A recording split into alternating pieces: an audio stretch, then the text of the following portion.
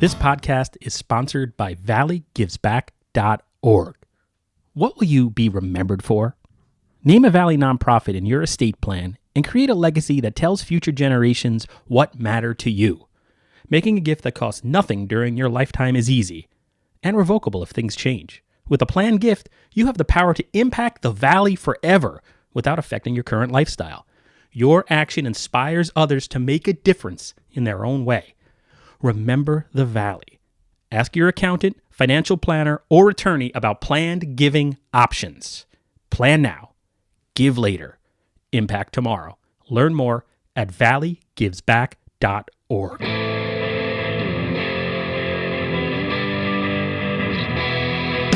hundreds of years we brought you the news. For the info we gave you the clues. Owners' profits were always sky high. Changing market now threatens our lives. Hey everybody, welcome to Navel Gazing. My name is Eugene Driscoll. I'm the last man standing at valleyindy.org, a nonprofit news site. This is my bi-weekly, weekly, whenever I do it, podcast sponsored by valleygivesback.org. So today is Friday. Happy Friday, January 11th, 2019. I wanted to get this online as quick as possible because there's a lot going on in the Valley, specifically tomorrow in Derby, Saturday, January 12th. 10:30 a.m., Derby Middle School, 73 Chatfield Street. The fire department is having their promotion of rank ceremony. They'll unveil a new chief. That's happening 10:30 in the morning. Then at 2 p.m., Senator Chris Murphy, same location, Derby Middle School, 73 Chatfield Street on Saturday. Senator Chris Murphy is having a Valley Town Hall. So you can show up and ask questions of a U.S. Senator. How cool is that? Doors open at 1:30, according to the information I have. And again, the event is at 2 p.m. So there was some news I want to go over real quickly out of the city of Derby. I attended a subcommittee meeting of the VARCA Building Future Use Ad Hoc Committee. That's the group charged with deciding what the city should do with the VARCA building. That's a former manufacturing/job training place for people with developmental disabilities that ceased to exist, I guess, about a year ago, and the property reverted to Derby. It's a long story. But anyway, the committee said that it'll cost about $3 million to get that building repaired. It needs apparently extensive work if they're going to use it municipally. Is that a word? If they're going to use it as a town building. They recommended to another committee that Derby unload it, that they can't afford it and they should sell it, and there is an interested buyer. So the Board of Aldermen has the ultimate say in that. I expect I'll make a decision, I don't know, maybe next month, February. So yeah, that was the subcommittee meeting. And at the end of this broadcast, I'll tack on the full meeting, the audio from the subcommittee meeting, and you can hear why the committee members feel the way they do. And you can hear some members of the public comment who had a different opinion on how to use that property. So then there was a Board of Aldermen meeting last night, Thursday, January 10th. And the big news out of that was the aldermen and alderwomen voted 7-2 to grant a tax incentive to AIEP. That's the company that purchased Marshall Lane Manor, the former Marshall Lane Manor at 101 Marshall Lane on the other side of Derby, in East Derby. I live in West Derby.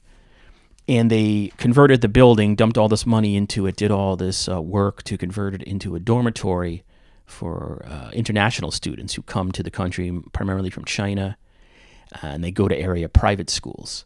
So it was a bit controversial. Alderwoman DeGennaro and Alderman D'Onofrio voted against the measure. It's about $15,000 a year for 3 years, and then after that, they go up and pay their full taxes. I'll have a story coming, so I'm not going to go into too much detail about it. Oh, by the way, programming note. Keep your ears peeled, people, because future episode of Navel Gazing, the Valley Indy podcast, will feature retiring police chief Kevin Hale, city of Ansonia. He's going to come on. We're going to reflect upon his years in law enforcement and his service to the community. I'm looking forward to that episode, and I hope you are too. So, if you follow the Valley Indie on Facebook or Twitter, particularly after midnight, you'll notice that one of my passions in life, one of the things that I live for, is arguing with readers.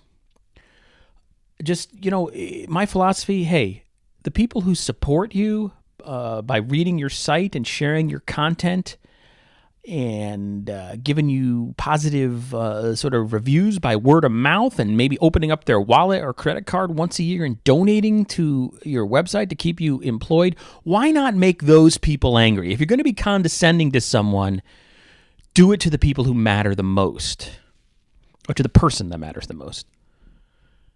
Also, potential employers, the other people you want to get angry. If anybody is, we have a really big high school readership. So if you're looking to go into journalism, this is my advice to you. You want to first alienate readers, and then secondly, alienate potential employers. Like we have the Hearst Company here in Connecticut. They own all the newspapers, and basically all media that you consume is somehow related to the Hearst Corporation out of New York City. Whenever I get a chance, I throw shade at them, because we all know the Valley Indie is going to be here for 100 years, right? I'm never going to need another job. Anyway, what I'm referencing is last night, actually early this morning, about 9 hours ago, 1 a.m., I came across an article by the Connecticut Post that rubbed me the wrong way, made me angry. And what do we do when we're angry? Throw it on social media, man, which is great when you have 15,000 followers on your business page. That's good advice as well. So anyway, I'll read the article and I'll explain my reaction to it. Of course, let's be honest here. Like I got scooped on a story. I knew both these things had happened. But I got small man's disease. I'm sitting here a one-man show, and it rubs me the wrong way now that there's more Valley reporters at Hearst, and I got scooped. It hurts, so there's some ego here. I'll admit that. Okay, so the story is... hold on, I got a magic machine here. It brings it right up. It's called a laptop. Derby officials optimistic amid dwindling downtown dining scene. Article is about Sherman's Tap House closing and Bar None closing. Bar None closed over a month ago. Sherman's Tap House more recently. Okay, my first issue was dining scene? Downtown dining scene? Okay, well, what's Derby downtown? It's like 675 feet. How many restaurants can you pack into the dining scene here? It's from what, Bridge Street to Caroline and and up to the Green? What? Also, dining? Those were bars. Okay, I know people went to Sherman's Tap House, and I saw some photos on Instagram on burgers and all that stuff, but these are primarily bars. Okay, so the dining scene, that rubbed me the wrong way personally. Okay, and before I go on, I'm bummed that Bar None and Sherman's Tap House could no longer make a go of it locally. I think that stinks because both were good places. Any business that opens up, Derby and Ansonia specifically, because that's where I spend all my time, I am totally rooting for its success, and I hope we all are. The turnover here is disturbing and concerning in general, and I don't know what the answers are, but anyway, so my condolences to the owners and the employees. So the first graph, in a matter of months, the number of Derby's downtown restaurants has dwindled to almost nothing following a pair of closings less than a mile from each other. Less than a mile.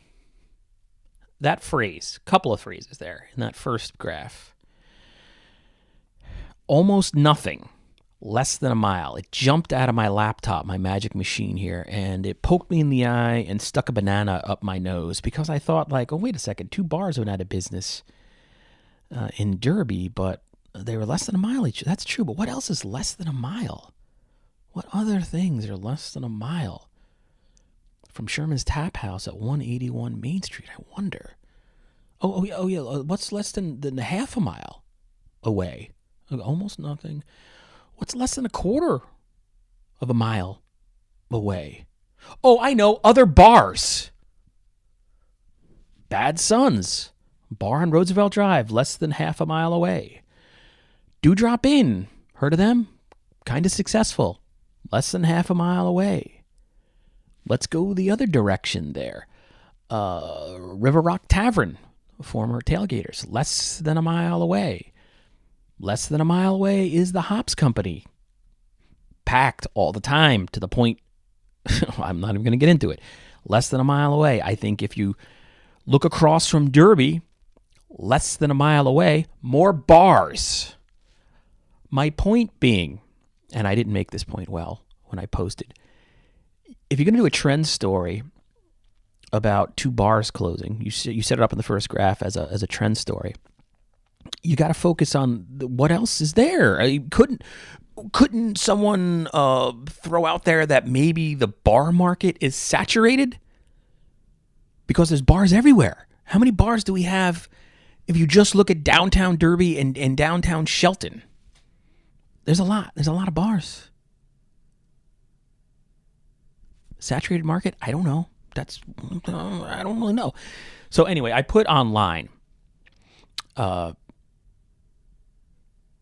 reaction. I quoted from the story and I put it on Facebook in the middle of the night. I threw shade at the Connecticut Post, and then readers proceeded to pick me apart and are still doing so 9 hours after the post. But I quoted, I said, "In a matter of months, the number of Derby's downtown restaurants has dwindled to almost nothing," unquote. And I said, not true. What I'm referencing is the fact that there's almost nothing in less than a mile from here. I did not get hung up on the downtown restaurants. So I mentioned Roseland, Archie Moore's, Twisted Vine, Valley Diner, Tipsy Tomato, Dewdrop Inn, Bad Sons. So then people just proceeded to point out that Roseland is not in downtown Derby. Valley Diner, not in downtown Derby. Tipsy Tomato, not in downtown Derby. Dewdrop Inn, not in downtown Derby. Bad Sons, not in downtown Derby. But it has economic impact. You can't write a business story about the economic, the 2 businesses failing without mentioning the larger picture. I'm sorry, you got to venture outside downtown Derby, because what is downtown Derby? A block? A path? It's so ridiculously small. How do you... 2 businesses closed. Okay, that does stink. I'm bummed by that. But to not mention that, the businesses were bars, of which there are probably a lot, right? And they're all less than a mile. Is there anything in Derby that's not less than a mile? That was my point. I just thought it was a little flawed. That was it. And also, here's the thing. We have high turnover of businesses in Derby and Ansonia. I mean, the number of businesses that have come and gone. In my building alone, where I am, in Ansonia, it's incredible, the turnover. If I had to write a story about every business that closed, that's all I'd be doing. How many times can you call somebody up and be like, "Hey, why'd you fail? Hey, what happened there? What, were you making $1 million a month? I just decided, forget it, I'm going to close my doors." Not enough people go there. Because I know people say they like positive news, but that is a lie, because the web gives you the opportunity to see what people read in real time in real numbers. And people love a business closing story. So, but I don't know. To me, I'll share it if a business announces it on Facebook. I'll share it, but I don't know. It's closing. I think it's sort of obvious why it's closing, and I don't know. I just don't want to bother people with stuff like that. So anyway, that was really my point. Am I making a point here? I do know where downtown Derby is. I understand what the boundaries are, but I don't think it's proper, I guess. I don't know how to describe it, to do an article, a trend story, without mentioning at least these other businesses, sort of the bigger picture than just this hyper local focus on 2 businesses. I just thought there was another way to go about the article. So anyway, that's my 2 cents, and apparently a lot of people disagree. Oh, another thing that I mentioned, I don't know. I grew up in Somers, New York, right? And we had to drive 15 minutes for anything. You want to go see a movie? That was a 15, 20-minute drive. The grocery store was a little bit of a hike. The town itself, I think, is 35 square miles, right? So it was a sort of a urban sprawl, I guess. Bad, I don't know. But so when I moved up here, and maybe it's because I'm a reporter, I just kind of view the Valley as sort of a singular place. My goods and services come from downtown Ansonia, downtown Derby, Shelton, stretching up Bridgeport Avenue a little bit. I don't see them as these. I mean, one influences the other. They're not distinct communities separated by 35 miles. So it's bizarre to me to see a story just focusing, especially Derby, because it's so fluid. There's stuff right there. It was just weird to me. Anyway, that's that. That's my 2 cents. So everyone out there, I just want to let you know that I'm okay. I haven't lost my mind. I do know where downtown Derby is. I know what the boundaries are, and I do realize that Roseland, a successful business, a legendary successful business here in Derby, is not actually in downtown Derby. I get that. I think you could argue that its economic impact should be included on a story about the local economy.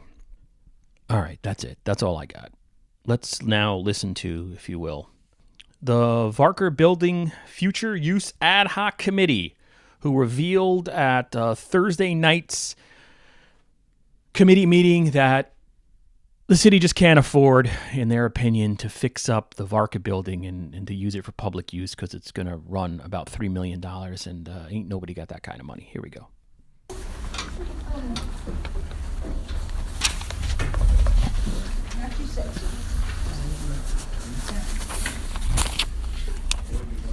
Okay, anybody from the public like to speak? Anybody? Tom, I 97 Sunset Drive, Derby. I went to, I think it's the first meeting, this is the second meeting, am I correct? Yes. And I went to last month's meeting, and I had asked if you had hired specific contractors for specific things in this building, like the boiler, whatever, and to get prices. Did anybody do that? Yes, sir.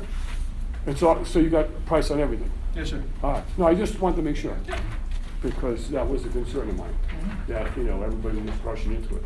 And one other thing about this, I hope we keep this building so we can bring the seniors there. And that building down here that the seniors are presently in would be a much better to sell to somebody, whatever organization you guys are planning on selling a building.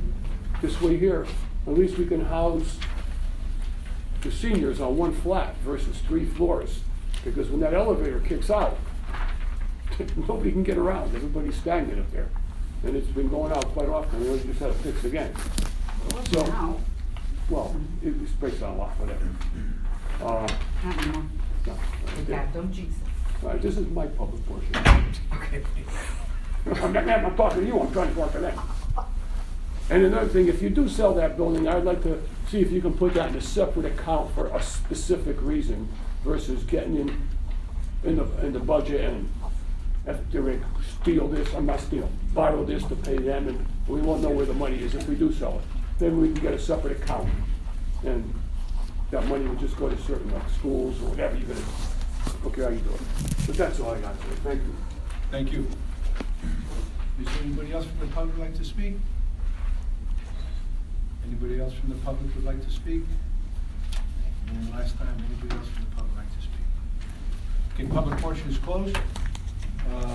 Number 5, VARCA building discussion and recommendation to the Board of Aldermen Operations and Procedures Committee. Well, we have in front of us Johnson's Control, went through the building.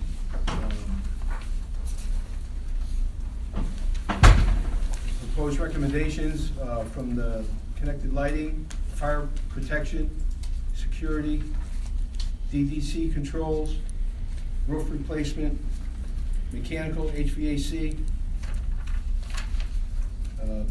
code compliance, solar PVZ option, that's an option, and cogeneration is an option. Don't have to do that. But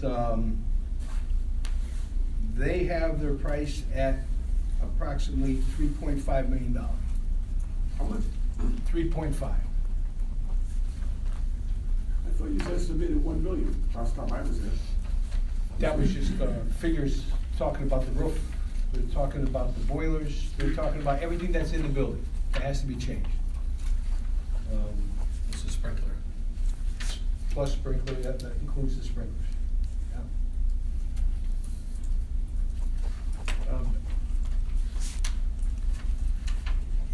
Our committee's job is only to make a recommendation to the Operations Procedures Committee. It would be their job to take the recommendation to the full board, and it would be the Board of Aldermen's job to make a decision.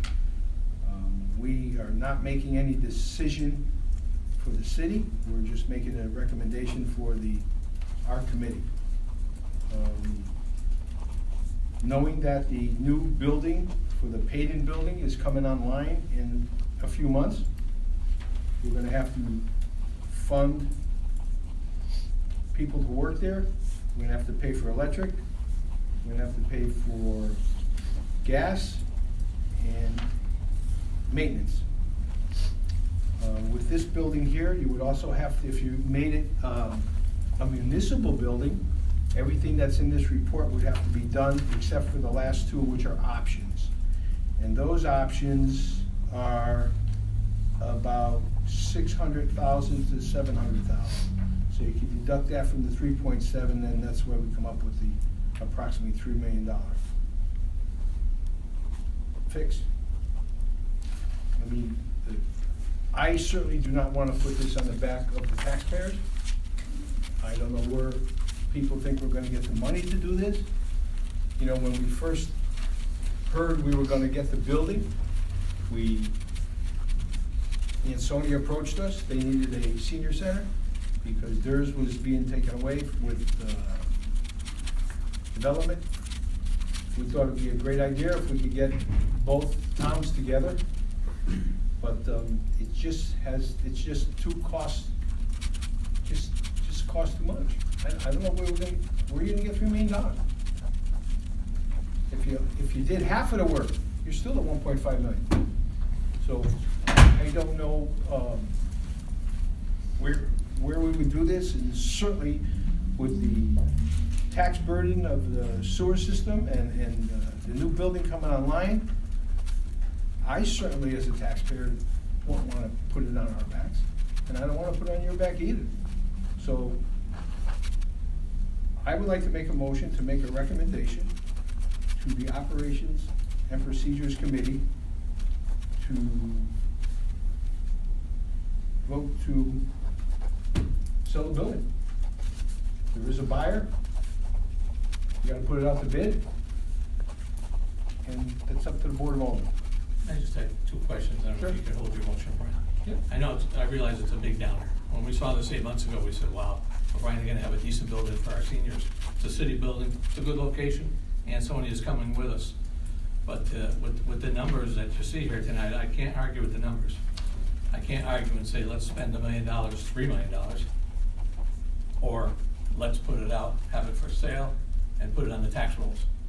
When I'm here with my voice for the people, I've got to say, you know, put it out for sale and let's get the tax dollars. But I'm very disappointed in this. I was just made aware at our last meeting, it's only our second meeting, and I was all set gung-ho, and all of a sudden, boom, I got hit with this. But do we know the approximate value of the building? Right now, the value of the building is probably about $475,000 because of the work that has to be done. And if we sold it, that's about what we get.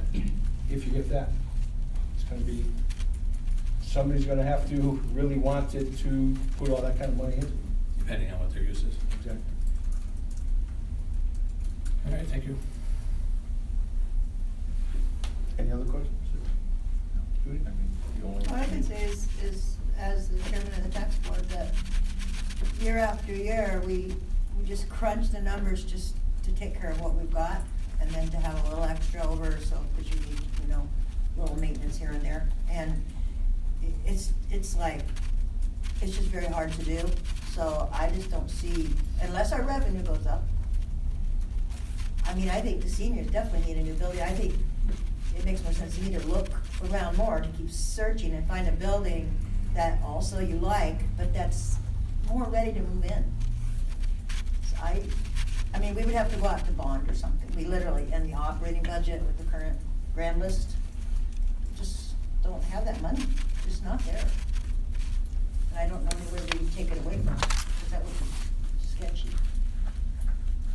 I mean, I don't think this is a good idea for a senior center. It's out of the way. I had some other ideas to put into it, but I'm not gonna argue with Johnson Controls at this point. It's not our place. The only thing that bothers me is, like we spoke before, making sure the fence. I called Dominic Thomas on that, and he said no. All right. I mean, I would have corporation counsel. Talk to Dominic, who's on their board. The other board will have to vet that out. Yep. Just out of curiosity, Sue, how many square feet is that building you're in now? You got any idea? 6,500. Yeah, the other one's about 6,500. 5,000 square feet more. 6,700. I have the assessor's card. It's just a ballpark, Yeah. doesn't have to. Yeah. Yeah, 6,800. 6,800. Judy had something she just said about move-in condition. I'm sure I'm gonna make a lot of people upset, but we're building this brand-new field house with a museum in it. Why don't we see if we can make some room for the seniors in that building? It's gonna have a brand-new kitchen. It's got plenty of access. They can watch the sports from it. They can watch the practices of it. The sparrows can come back and be inside.